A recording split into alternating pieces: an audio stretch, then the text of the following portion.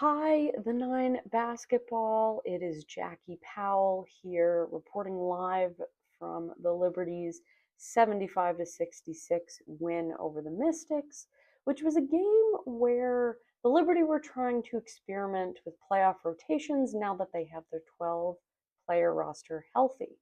What worked tonight and what didn't? And what does committing to playing defense look like? I'll let the players tell you as this team continues to prepare for the playoffs. Yeah, I think we're just trying some different things offensively, putting people in different spots, seeing how that goes. Knowing that like the controlling the boards and the no live ball turnovers, like that's a non-negotiable. That needs to happen throughout. We need to be better with the turnovers, especially live ball. And then I think also defensively, just seeing what schemes work.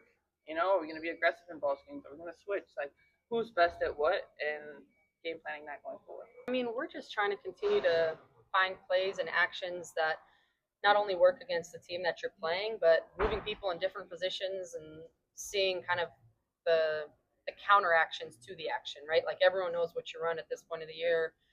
Everyone knows what I do when I come off a ball screen. It's almost like that second and third action of kind of being able to play chess and figure out how you can move people around. And, we know teams are going to take certain things away. And so it's like, how do we continue to fine tune what we want to see? And it's usually in that second and third side. So for us, it's just continuing to play around with those, bringing new plays out that we haven't ran in a while. And, not worrying about if it works against the team that we're playing that night, but more just continuing to get comfortable with one another in different spots. The commitment to one another. I think the commitment to knowing our own personal matchups, knowing player personnel through and through, being there. If the ball screen's involved, it's not just one person's job to get over it. It's then the two people within the ball screen to be able to handle that.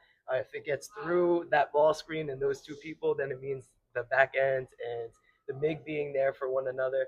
Just being on the same string essentially is like I feel like a lot of times, even the beginning of the game today, like we let our post players play way too much one on one, and we weren't in their gaps. But as soon as we congested and closed up those gaps, we started seeing turnovers. We started seeing our offense get out, deflections, all of those things. So when I'm talking about like committing to each other, first and foremost, our own personal matchups, but then collectively, like being there for one another if someone gets beat. Like that's what it means to be on the same string on the defensive end and committed to each other on the defensive end.